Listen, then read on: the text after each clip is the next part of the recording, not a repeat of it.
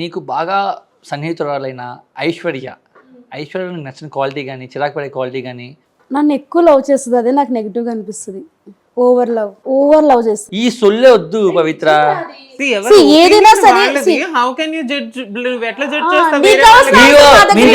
కావాల్సిన ఆన్సర్ గురించి అని చెప్పేసి you can't say that. You can't talk like that. ఇదేదో హై టెన్షన్ డ్రామా లాగా ఉందిరా.